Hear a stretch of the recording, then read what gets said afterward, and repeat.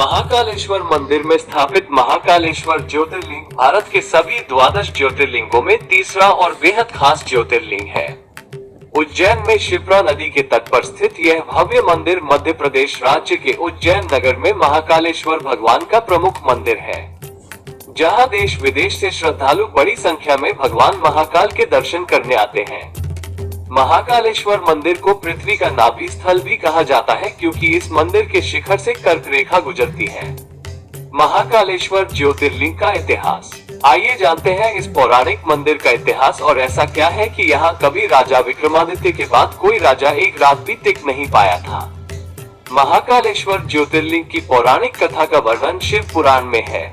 माना जाता है कि यह महाकाल मंदिर द्वापर युग से पहले का है और स्वयं ब्रह्मा जी ने इसकी स्थापना की थी। पौराणिक कथाओं के अनुसार नंद से 8 पीढ़ी पहले एक गोप बालक द्वारा महाकाल की प्राण प्रतिष्ठा हुई थी। जब श्री कृष्ण उज्जैन में शिक्षा प्राप्त करने आए तो उन्होंने महाकाल स्तोत्र का गान किया था। अन्य पुराणों, महाभारत और कालिदास जैसे महाकवियों की रचनाओं में इस मंदिर का मनोहर वर्णन मिलता है। स्वयंभू, भव्य और दक्षिणमुखी होने के कारण महाकालेश्वर महादेव की अत्यंत पुण्यदायी महत्ता है। ऐसी मान्यता है कि इसके दर्शन मात्र से ही मोक्ष की प्राप्ति हो जाती है।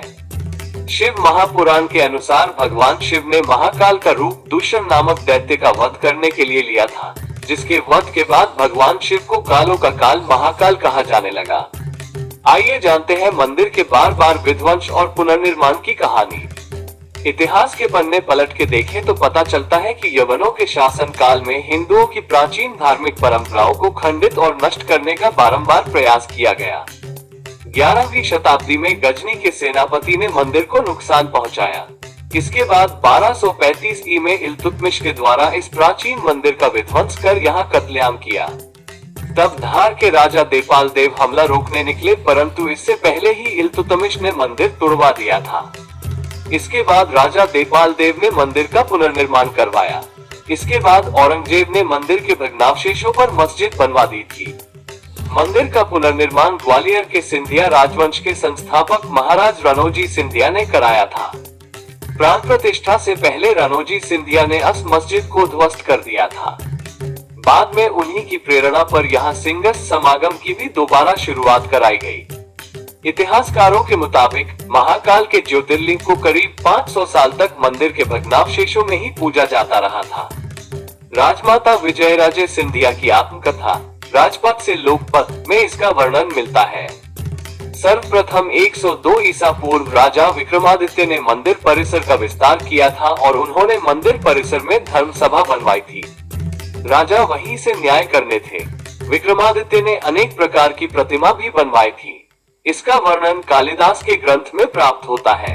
मंदिर का वर्णन। मंदिर एक परकोटे के भीतर स्थित है। गर्भगृह तक पहुंचने के लिए एक सीढ़ीदार रास्ता है।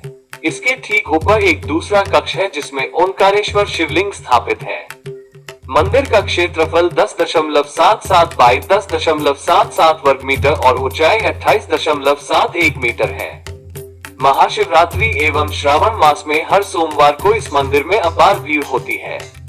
मंदिर से लगा एक छोटा सा जल स्रोत है जिसे कोट तीर्थ कहा जाता है।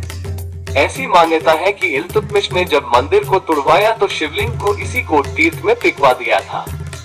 बाद में इसकी पुनर्प्रतिष्ठा कराई गई। सन 1968 के सिंगस्त महापर्व के पूर्व मुख्य द्वार का विस्तार कर सुसज्जित कर लिया गया था। काशी के ज्योतिषाचार्य कहते हैं कि भगवान शिव काल से परे हैं, वे आदि हैं और वे अनंत हैं। वे महाकाल हैं। जिन लोगों को अकाल मृत्यु का भय रहता है, उनको महाकालेश्वर ज्योतिर्लिंग का दर्शन करना चाहिए। महाकाल की कृपा से अकाल मृत्यु भी टल जाती है। जिस पर महाकाल की कृपा हो जाए, उसका काल भी कुछ नहीं बिगाड़ सकता है।